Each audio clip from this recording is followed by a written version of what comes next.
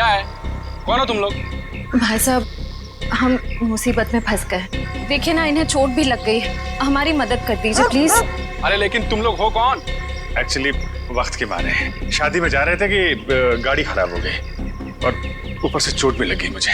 क्या मदद कर सकता हूँ?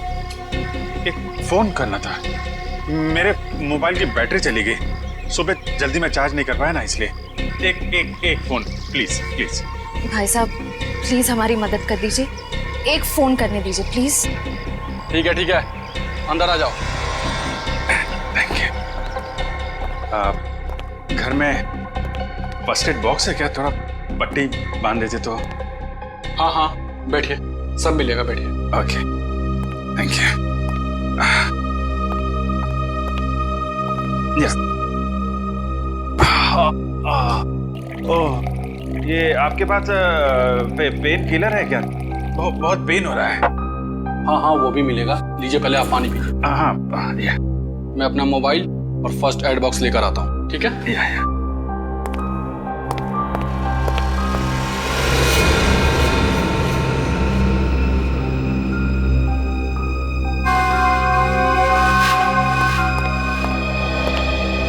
सही टाइम हो गया है।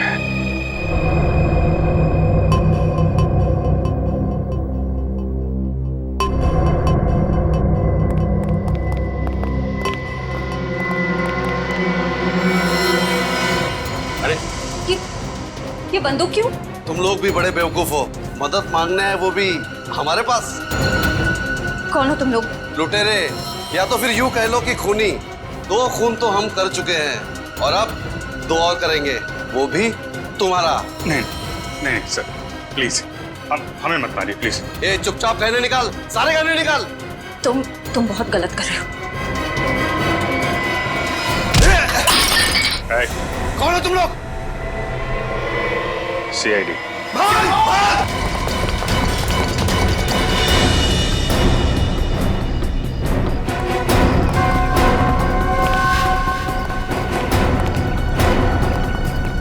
CID के सामने से भागना इतना आसान नहीं, वो भी 2 खून कर। माफ कर दीजिए साहब, हमें साहब प्लीज साहब माफ कर दीजिए। माफी के लायक तुमने काम ही नहीं किया है जो तुम्हें माफ कर दिया जाए। तुम तीनों के खिलाफ बहुत सारे सबूत है हमारे पास। लक्षिता और इंद्राणी का खून किया तुम लोगों ने। चलो, टाइम पूरा हो गया तुम्हारा, निकलो।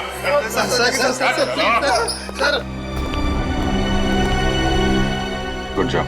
Thank you sir. चलो। जैसे कि आप देख रहे हैं, हम फिलहाल CID ब्यूरो में हैं, वहाँ से लाइव रिपोर्टिंग कर रहे हैं।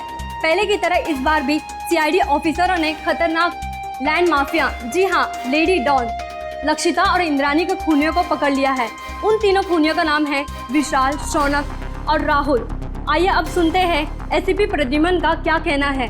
लक्षिता और इंद्राणी, इन दोनों के खूनी पकड़े गए हैं और उन्होंने अपना गुनाह कबूल भी किया है। मगर आप लोगों ने इन तीनों को इतनी जल्दी पकड़ा कैसे?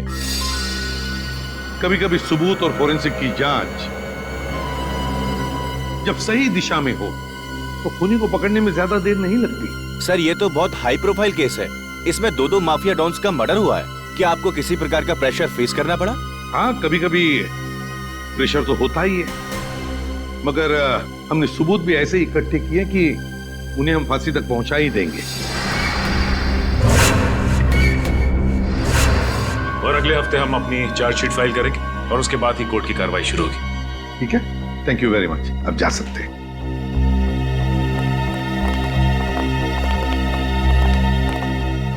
क्या हुआ दया? चुप क्यों? क्या परेशानी है? सर, पता नहीं क्यों मेरा दिल नहीं मानता कि ये तीनों खूनी हैं। क्या? क्यों? सर, फोरेंसिक रिपोर्ट और क्राइम सीन के इन्वेस्टिगेशन से तो यही साबित हुआ है कि खून उन तीनों ने ही किया है। तो सबसे बड़ी बात तो यह है सर कि उन तीनों ने अपना गुनाह कबूल कर लिया कि उन्होंने खून किए। दया सर, आपको कहीं ऐसा तो नहीं लगता ना कि हमने कहीं इन्वेस्टिगेशन में गलती की है या फिर कुछ नजरअंदाज किया हो? नहीं, वैसे तो हमारे इस डबल मर्डर की तहकीकात सही दिशा में जा रही है, हमेशा की तरह से। इस बार भी हमने सारे सबूत इकट्ठा कर लिए, पर पता नहीं क्यों मुझे कुछ सही नहीं लग रहा सर। जो दिख रहा है शायद वो है नहीं, और जो है वो दिख नहीं रहा। आसान के बोल। शादी कर रहा है? क्यों जा रहा है?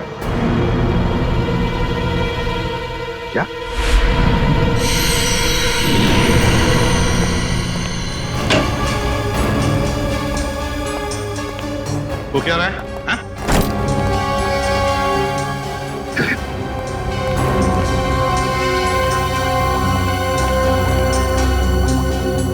अरे डॉक्टर साहब आखिर बात क्या है?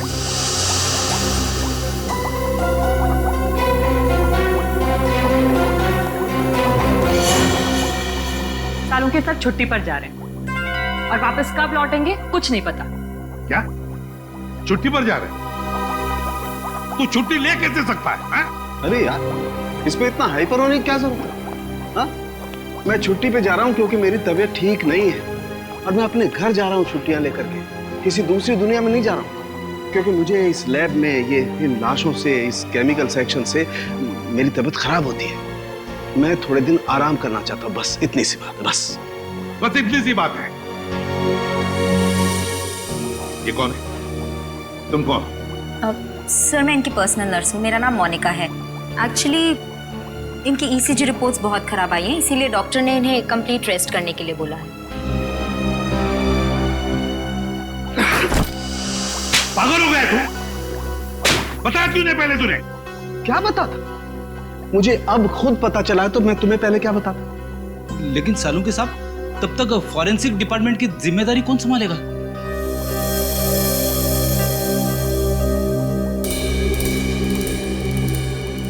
रेडी है मुझे नहीं पता है बॉस, किसी दूसरे फॉरेंसिक एक्सपर्ट को बुला लो। मैं कुछ दिन के लिए आराम करना चाहता हूं, मुझसे अब कुछ नहीं हो सकता है और मुझे नहीं मालूम मैं कब वापस लौटूंगा। Thank you.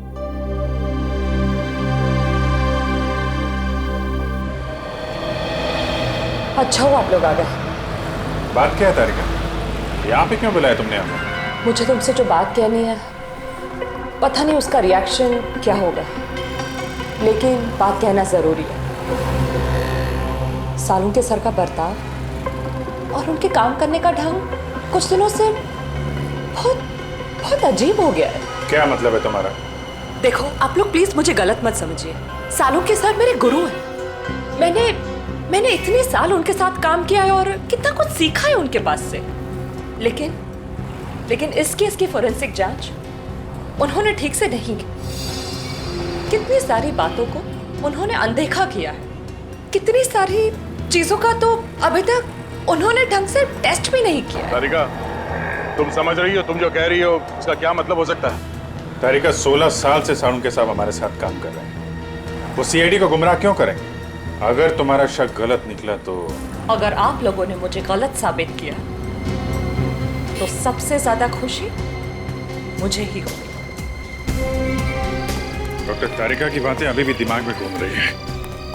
आज तक कभी सालुन के साहब के लिए उसने कुछ नहीं कहा, लेकिन आज ये समझ में नहीं आ रहा है अब हमें क्या करना चाहिए। कभी लगता है कि डॉक्टर सालों के कभी ऐसा कर ही नहीं सकते, कभी लगता है कि मेरा शक सही था। कहीं ना कहीं इस केस में हमसे कुछ गलती हो रही है। ना एक्सपीरियंस आदमी है सालुन के साहब, लेकिन फिर क्या करें? एसीपी साहब को बोलना है? नहीं अभिजीत, भले एसीपी साहब डॉक्टर सालुन के से झगड़ते हो, पर वो कभी नहीं मानेंगे कि ये फॉरेंसिक रिपोर्ट डॉक्टर साहब ने ठीक नहीं बनवाई। ये बात तो है।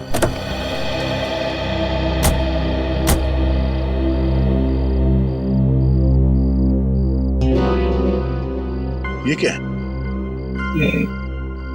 मैं देख रहा हूं।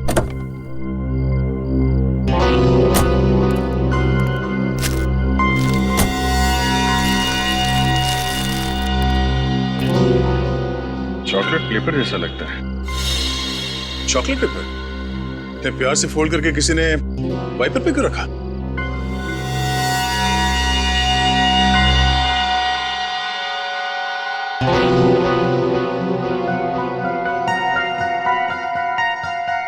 कुछ लिखा हुआ है इसमें। कहीं कोई मैसेज तो नहीं? हो सकता है, पर क्या है पढ़ने में आ नहीं रहा। चल के देख।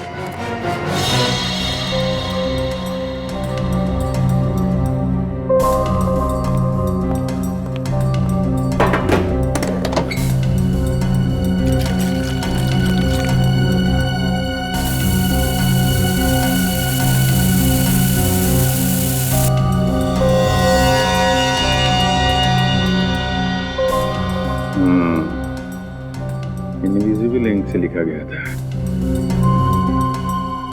Hotel red central. Hotel red central? Lakshita और इंद्राणी की काम वाली सकू भाई ने भी होटल रेड सेंट्रल का ही नाम लिया था। लक्षिता मैडम और इंद्राणी मैडम 10 सितंबर को रेड सेंटर होटल में जाने वाले थे। होटल रेड सेंट्रल 111 10/9 111 10/9 10/9 मतलब 10 सितंबर और 111 इस होटल का रूम नंबर हो सकता है।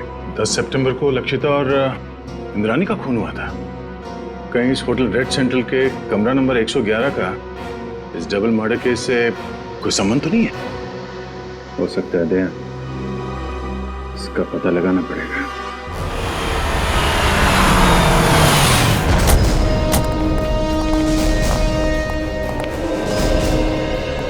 होटल का मैनेजर कौन है? सर वो रहे। कैसा? 10 सितंबर को कमरा नंबर 111 में कौन ठहरा हुआ था? कोई नहीं, वहाँ कोई गेस्ट नहीं रुका। देख, झूठ मत बोल, समझा? सर मैं झूठ नहीं बोल रहा हूँ, वो तो हमारा स्टाफ रूम है। Staff room? जी, वो हमारे असिस्टेंट मैनेजर अंगद को दिया गया है। Angad assistant manager? जरा इस अंगद को बुला।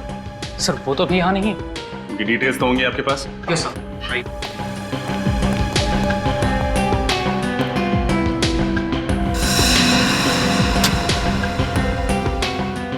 ये अंगद इस वक्त कहाँ होगा, कुछ मालूम है? नहीं सर, अंगद सर अचानक कहीं चले गए हैं। अचानक कहीं चले गए?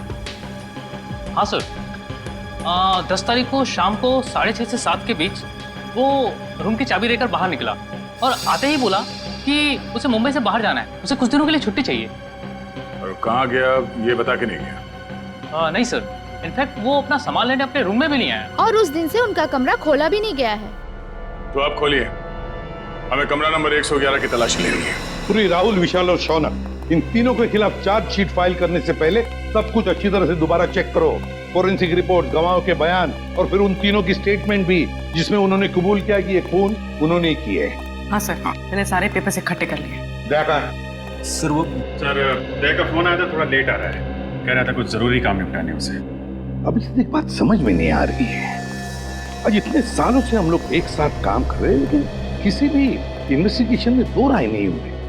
मगर इसी केस में, पर्टिकुलरली इसी केस में, पता नहीं क्यों दया को यकीन क्यों नहीं होता। सर उसे लग रहा है कि तहकीकात में कुछ कमी रह गई है सर। क्यों ऐसे लग रहा है? सब कुछ तो ठीक ठाक है, सब कुछ ठीक ठाक है, समझ में नहीं आ रहा है क्यों?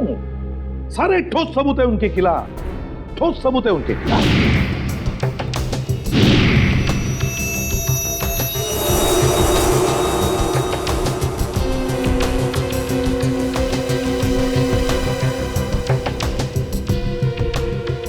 सर, लक्षिता को माथे पे गोली मारी गई है और इंद्राणी को गले पे। और दोनों ही गोलियां आर पार हो गई हैं। हाँ सर, और दोनों के शरीर पे कोई चोट या खरोच के निशान नहीं है। मतलब मौत से पहले हाथापाई नहीं हुई?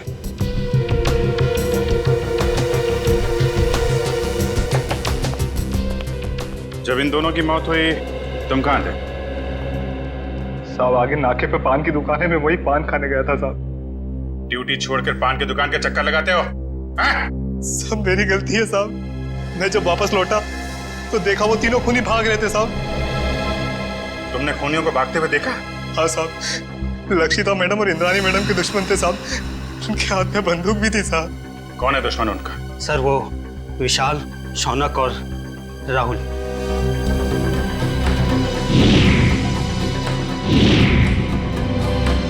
विशाल, शौनक और राहुल, ये तीनों तो वही है ना जिनके घर हथियार लेते तुम्हारी मैडम ने? ठीक कहा सर आपने।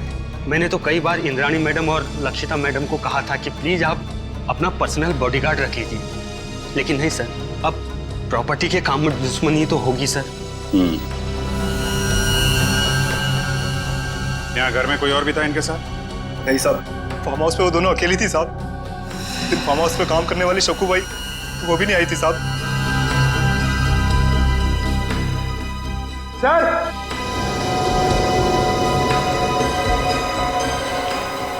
आप अगर सर ये देखिए, यहाँ पे ये खून है और जूते जैसा कोई निशान बना है वहां पे। शायद खूनी का हो सकता है, लेकिन फिर खून यहाँ पर कैसे आया? हाँ सर, जब खूनी ने लक्षिता और इंद्राणी पे गोली चलाई तो वो लोग सोफे के आसपास बैठे हुए थे, तो खून वहां होना चाहिए था। खून यहाँ पे कैसे आया? ठीक है ना, लेकिन ये भी हो सकता है कि उनको गोली मारने के बाद खूनी यहाँ से भाग रहे हो और कोई सीढ़ी पे लड़खड़ा के गिर गया, चोट लग गई और खून निकल आया। सही हो सकता है। पंकज, ये दीवार पे जितने भी बुलेट्स हैं सबको निकालो और फोरेंसिक लैब भेज दो। सर फिर तो बैलिस्टिक रिपोर्ट से पता चल जाएगा कि लक्षिता और इंद्राणी पे यही गोलियां चली थी यानी। करेक्ट। और उंगलियों के निशान और खून की जांच से ये भी पता चल जाएगा कि वो खून विशाल, शौनक और राहुल में से किसका है। एक काम करो, जितने भी आई विटनेस है सबके स्टेटमेंट लो और तुषार से साइन करा लो। सर। रजत, सक्कू भाई को बुलवाओ, पूछताछ करो उससे। सचिन, विशाल, शौनक और राहुल तीनों की फोटोग्राफ सारे पुलिस स्टेशन में भेजो। सारे मोबाइल वैन और चेक नाके पे भी भेजो। तीनों बच के जाने नहीं चाहिए। सक्कू भाई, मैं तुमसे कुछ सवाल पूछूंगा, सब सच सच बताना। साहब, सक्कू भाई कभी झूठ नहीं बोलती। अच्छी बात है। आज तुमने लक्षिता मैडम और इंद्राणी मैडम के बर्ताव में कुछ अजीब पाया था? नहीं साहब। अच्छा, राहुल, शौनक और विशाल, इन तीनों का तुम्हारे मैडम के साथ कभी कोई झगड़ा हुआ था? नहीं साहब, मैंने कभी कोई झगड़ा नहीं देखा। तुम्हारी दोनों मैडम यही रहती? नहीं साहब, शनिवार रविवार को आराम करने के लिए वो फार्म हाउस आ जाते थे और सोमवार को चले जाते थे साहब। और कुछ याद है तुम्हें? हाँ साहब, लक्षिता मैडम और Indrani madam hotel red centre में जाने वाले थे। तुम्हें अच्छी तरह याद है कि वो होटल रेड सेंट्रल ही जाने वाले थे? हाँ साहब, मुझे पक्का याद है ना, मैडम ने खाना बनाने के लिए मुझे मना किया था। और हाँ साहब, वो किसी के साथ डिनर करने को जाने वाले थे, लेकिन वो गए नहीं गए मुझे कुछ भी नहीं पता है साहब। मैं वहां से भी चली गई। Hotel red central. इतने सारे सबूत मिले अभिजीत, उंगलियों के निशान, फिर वो गोलियां भी जिससे खून हुआ है, और फिर गवाहों के बयान भी। वही तो सर, उन तीनों के पास इंद्राणी और लक्षिता को मारने का कारण भी था, क्योंकि उन्होंने उन तीनों को बेघर किया था। यहाँ तक कि वॉचमैन ने भी उन्हें खून करके भागते हुए देखा था। और साळुंखे साहब ने भी बताया है, उन्हीं की गोलियों से मौत हुई है लक्षिता और इंद्राणी की। साळुंखे की रिपोर्ट कभी गलत नहीं होती, कभी गलत नहीं होती। लेकिन इस केस की फोरेंसिक जांच उन्होंने ठीक से नहीं की। कितनी सारी बातों को उन्होंने अनदेखा किया है, कितनी सारी चीजों का तो अभी तक उन्होंने ढंग से टेस्ट भी नहीं किया। हाँ सर, साळुंखे साहब का काम तो एकदम पक्का होता ही है, पर पता नहीं क्यों अचानक उनकी तबीयत कैसे खराब हो गई। हाँ सर, साळुंखे सर जब क्राइम सीन पर आए थे वो तब से ही परेशान लग रहे थे, शायद तब से उनकी तबीयत खराब हो गई।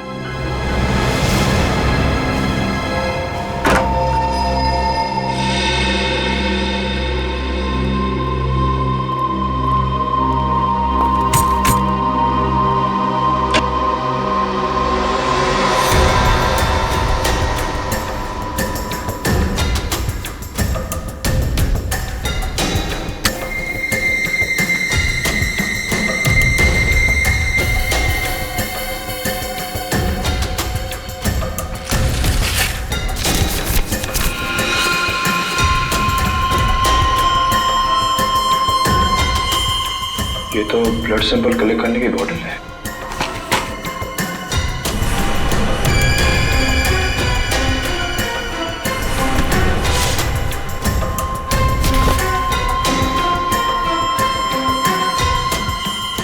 तो किसी चीज की ड्राइंग की गई है इस पेपर में।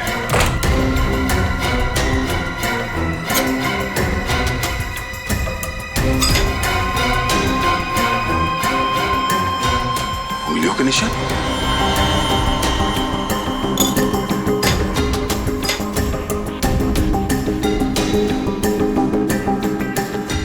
ये RVS। सर, ये देखिए, लगता है कोई अलग अलग आदमियों के उंगलियों के निशान बना रहा था। साहब, क्या इस कमरे में अंदर के अलावा कोई और भी है? नहीं सर, वही रहता था। यहाँ इस लाइट में ये यस। RVS क्या हो सकता है सर? कहीं ये आर से राहुल, एस से शौनक और वी से विशाल तो नहीं? सर लेकिन अंगद ने इन तीनों के फिंगरप्रिंट्स उठाए कहां से? पानी के गिलास पर से या फिर टेबल के ऊपर से?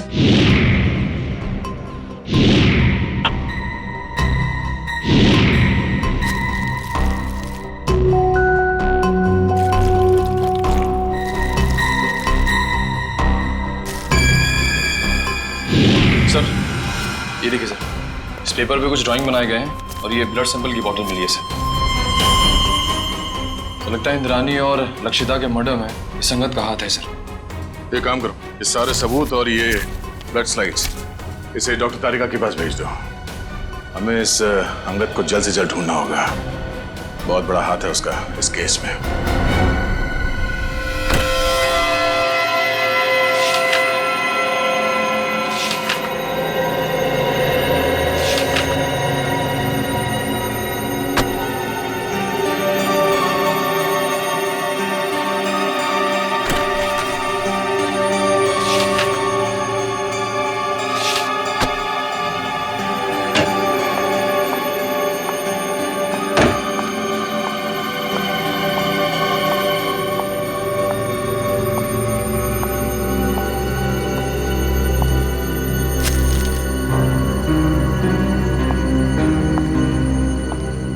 सब आप सचमुच जा रहे हैं? हाँ तारिका, मेरा काम खत्म हो गया है। और अब ये forensic lab, chemical section, evidence room, इन सब की चाबी तुम संभालो। मैंने अपनी जरूरत के कुछ कागजात अपने साथ ले लिए। लेकिन सर आप ये पेपर्स और फाइल्स क्यों लेकर जा रहे हैं? आपकी तबीयत खराब है इसलिए आपने छुट्टी लिया ना, आराम करने के लिए? या फिर घर पे भी काम करने का इरादा है? नहीं नहीं, ऐसी बात नहीं तारिका। देखो यहाँ का काम तो तुम संभाल लोगी, लेकिन भाई अगर कभी मुझे लैब की याद आई तो इन फाइल्स को देख करके अपना मन बहला लूंगा। सर आप ऐसे क्यों बात कर रहे हैं? आप वापस लौटने वाले ना ठीक होकर। हाँ यस जरूर। एनीवे तुम मेरी चिंता छोड़ो, यहाँ मन लगा के काम करना। देखो अब तुम्हारी जिम्मेदारी ज्यादा बढ़ गई है। अब सर अब हमें चलना चाहिए। आपके खाने का भी वक्त हो रहा है और फिर आपको दवाई भी तो देनी है ना।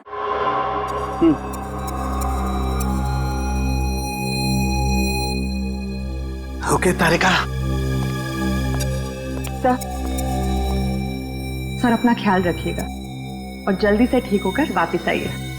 And you take care of yourself. चलिए।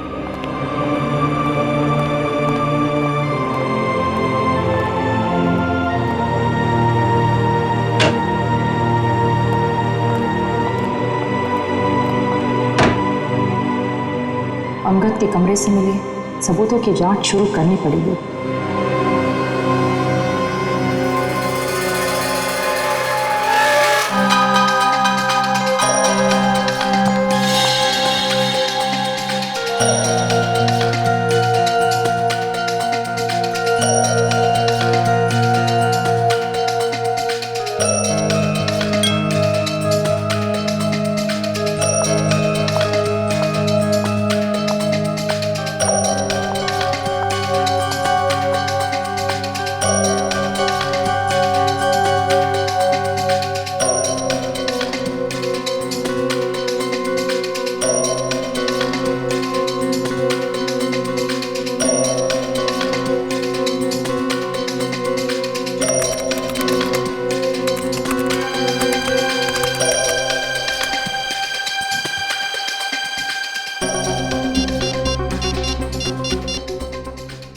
हेलो डीएनए लैब जी, मुझे डीएनए की जांच करवानी है। हाँ स्लाइड और रेफरेंस फाइल दोनों भी रेडी है। डॉक्टर सालुंके एक्चुअली सालुंके साथ छुट्टी पे है और उनके जगह जो नए हेड ऑफ द डिपार्टमेंट आने वाले हैं उन्हें ज्वाइन करने में थोड़ा टाइम है। लेकिन मैं इस केस में बिल्कुल डिले नहीं कर सकती, इसलिए प्लीज़ आप रिपोर्ट जल्द से जल्द रेडी कर दीजिए। Okay, thank you very much.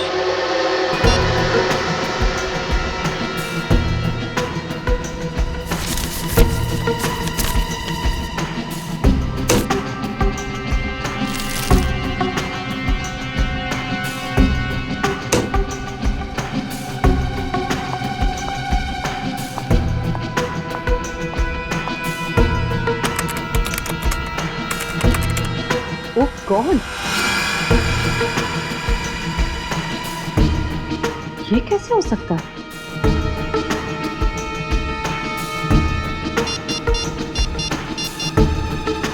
Hello,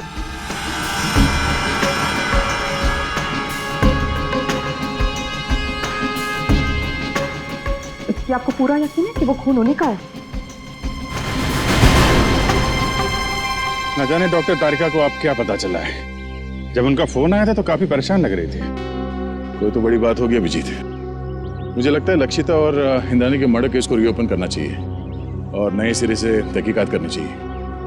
हमारा शक सही निकला। फिंगरप्रिंट और डीएनए रिपोर्ट।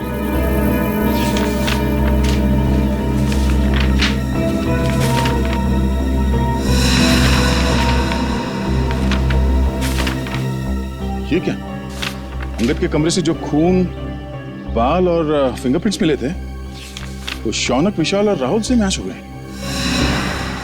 कमाल है, शौनक, विशाल और राहुल के खून और फिंगरप्रिंट्स हमें क्राइम सीन पे भी मिले थे। लक्षिता के पनवेल वाले फार्म हाउस पे, जहां पे उनकी लाशें मिली थी हमें। यही बात तो मेरी भी समझ में नहीं आ रही। अगर विशाल, शौनक और राहुल ने उन दोनों औरतों को उनके पनवेल वाले फार्म हाउस में मारा है, तो फिर उनके बाल, खून और फिंगरप्रिंट्स होटल रेड सेंट्रल के किसी स्टाफ रूम में कैसे आ गए? सर, राहुल, विशाल और मैं, हम तीनों हमारे गैर कानूनी सौदे के लिए होटल रेड सेंट्रल जाया करते थे। लेकिन सर, मैं कसम खा के कहता हूँ कि हम तीनों अंगद से कभी नहीं मिले।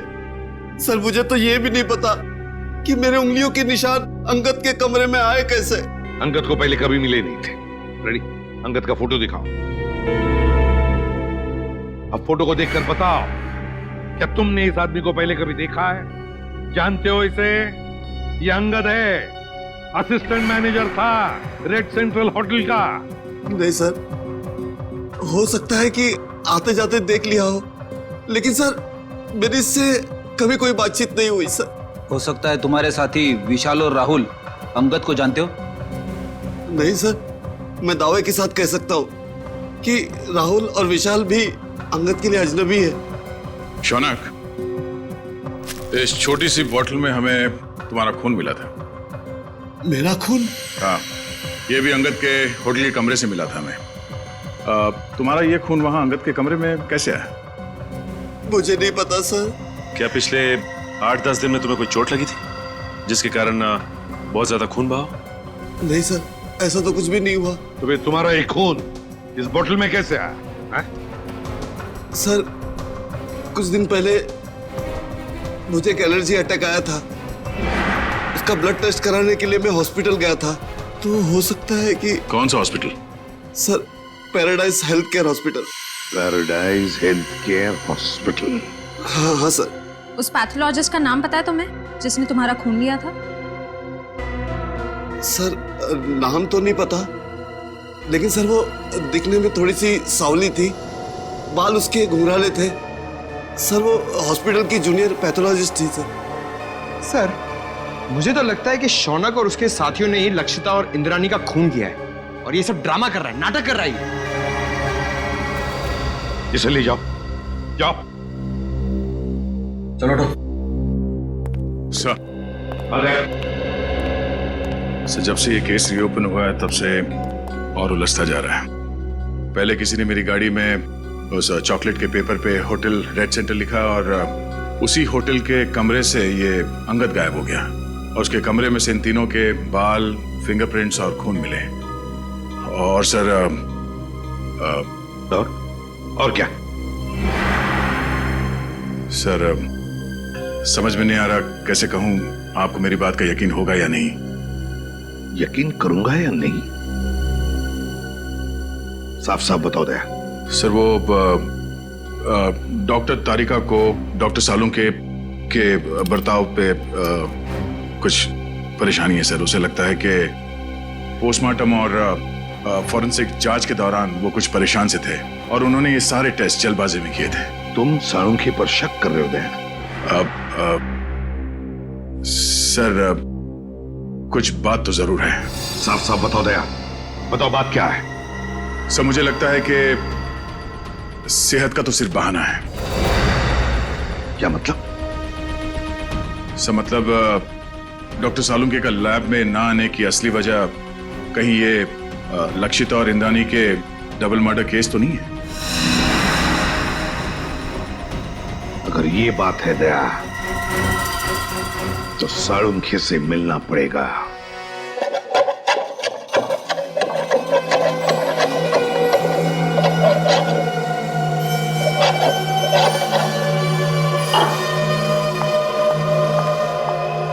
खाना काम कर रहा हूं ना, देखने दे, रख दो, बाद में खाऊंगा। आप रुकिए, मैं देखती हूँ।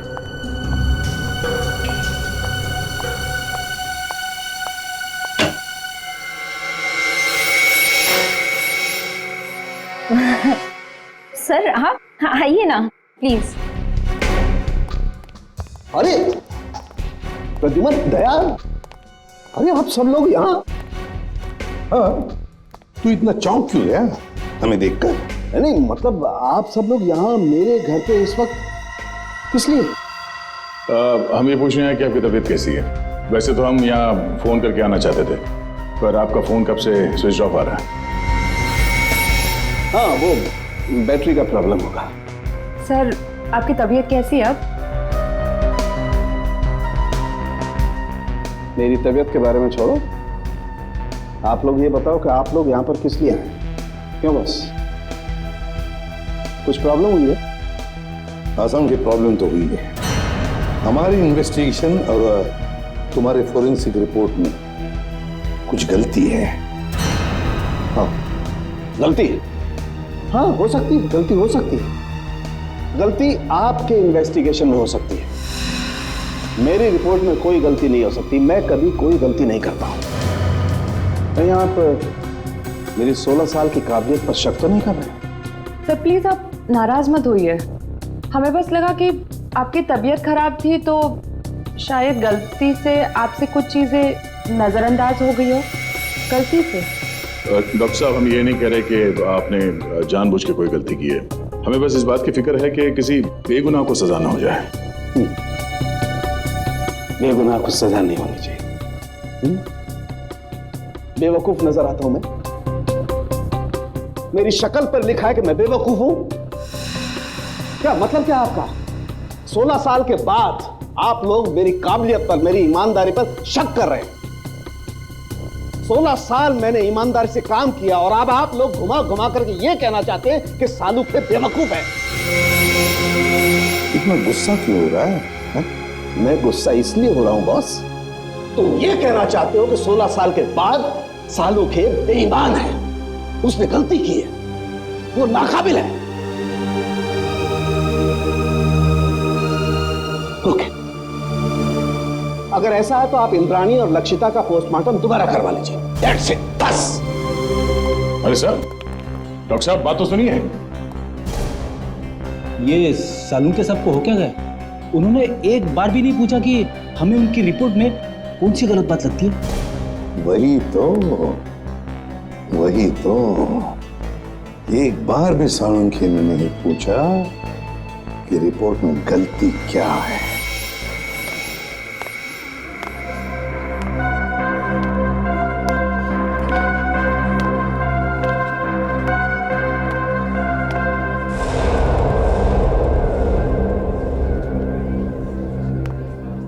भाई साहब, हाँ ये स्लिप देखकर बताइए। हाँ आप इस डोर से अंदर चले जाइए।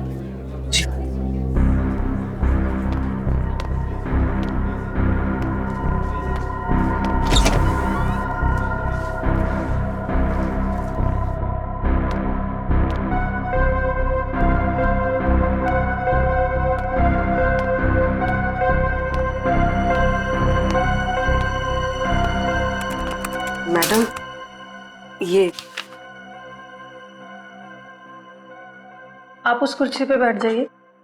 ठीक है।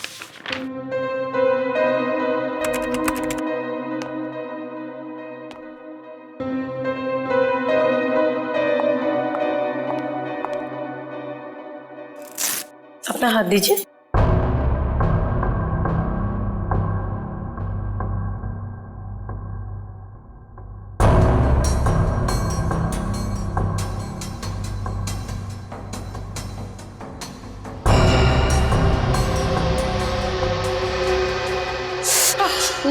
मुझे बहुत डर लग रहा है। घबराइए मत, आपको कुछ नहीं होगा। दीजिए।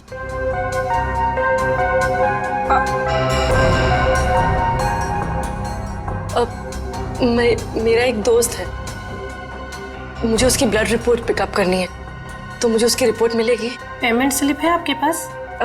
स्लिप तो नहीं लाई हूँ, लेकिन उसकी रिपोर्ट्स बहुत अर्जेंट है। वो बीमार है तो आ नहीं सकता। उसका नाम शौनक है। ठीक है, मैं चेक करके आपको बताती हूँ। लेकिन मैंने तो किसी शौनक की रिपोर्ट नहीं देखी, और अगर होती तो रिकॉर्ड में होती। आप यहीं पे रुकिए, मैं देख के बताती हूँ।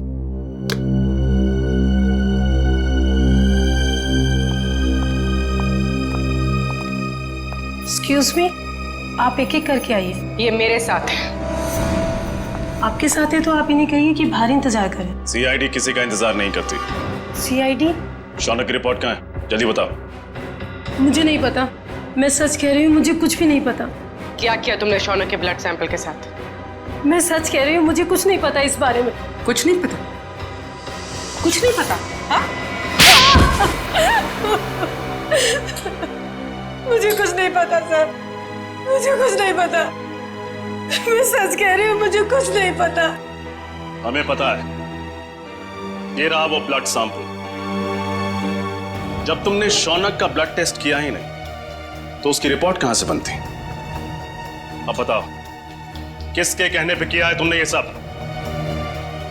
नाम बताओगी या एक और थप्पड़ खाना है? नहीं, अंगद नाम है उसका। अंगद? हाँ, वो मेरे कॉलेज का फ्रेंड है। उसी ने मुझे ये सब करने के लिए कहा था। ये अंगद है कहाँ?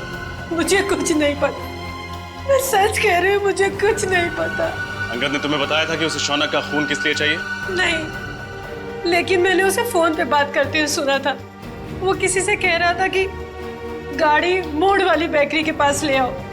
मैंने दोस्त समझ के उसका काम कर दिया और बिल्कुल भी सीरियसली नहीं लिया। बाद में मुझे भी शक हुआ कि वो इस खून का कुछ गलत इस्तेमाल करने वाला है। मैं सच कह रही हूँ। अंगद ने शौनक के खून का इस्तेमाल तो किया, लेकिन क्यों? तारिका, राहुल, विशाल और शौनक, ये तीनों खूनी अंगद को जानते तक नहीं थे। फिर भी उनके उंगलियों के निशान उसके होटल के कमरे में मिले। इसका मतलब है फोरेंसिक इन्वेस्टिगेशन में कोई ना कोई गलती हुई है। बस दोबारा पोस्टमार्टम करना पड़ेगा। आप क्या कह रहे हैं एसीपी सर? डॉक्टर सालुंखे ने तो बस गुस्से में दोबारा पोस्टमार्टम के बारे में कहा था, क्योंकि उन्हें लगा कि हम सब उन पर शक कर रहे हैं। तो शक की वजह है हमारे पास तारिका, शक की वजह है। बस पोस्टमार्टम करना पड़ेगा।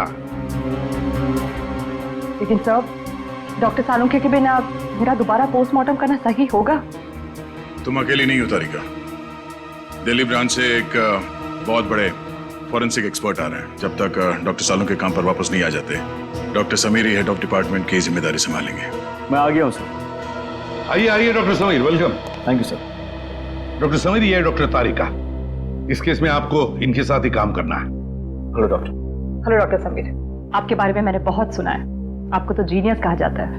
नो डॉक्टर तारिका, रियल जीनियस डॉक्टर सालुंखे हैं, जिनके साथ तुम इतने सालों से काम करती आई हो। ये तो मेरी खुशनसीबी है कि उनकी जगह मैं यहाँ कुछ दिन काम करूंगा। Sir, I am little confused.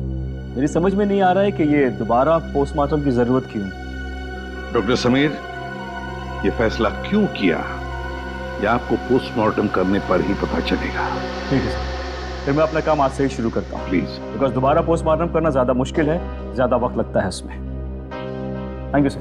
Nice meeting you. Can be doctor. Sir, Angad के कमरे में से हमें जो फटे हुए कागज के टुकड़े मिले थे, उन टुकड़ों को मैंने जोड़ दिया है।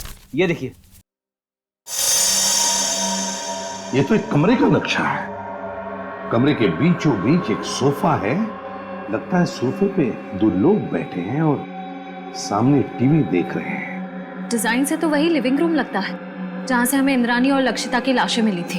हाँ सर, जिस वक्त उनकी मौत हुई थी उस वक्त कमरे में टीवी चल रहा था। सर, सोफे पे जो दो लोग बैठे, मुझे तो लगता है ये इंद्राणी और लक्षिता है। सर मगर लक्षिता के घर के लिविंग रूम का नक्शा अंगद के घर में क्या कर रहा है? सर कहीं ऐसा तो नहीं कि ये नक्शा अंगद ने बनाया हो? सर, लक्षिता और इंद्राणी इन दोनों का खून 9 से 11 के बीच में हुआ था सर, और ये अंगद होटल के कमरे से 7 बजे निकल गया था।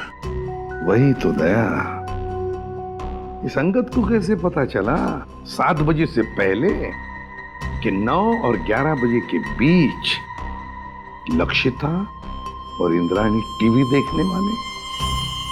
और फिर इस कमरे का नक्शा वो भी अंगद के पास कैसे? लक्षिता के घर के कमरे का नक्शा। कुछ ना कुछ तो गड़बड़ जरूर है दया, कुछ ना कुछ तो गड़बड़ है।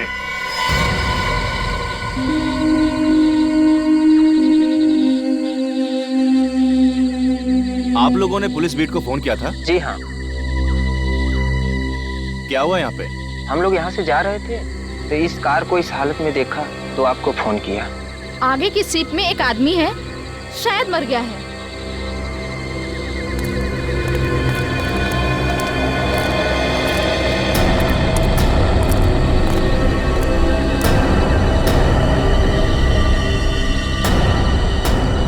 अरे ये तो वही है।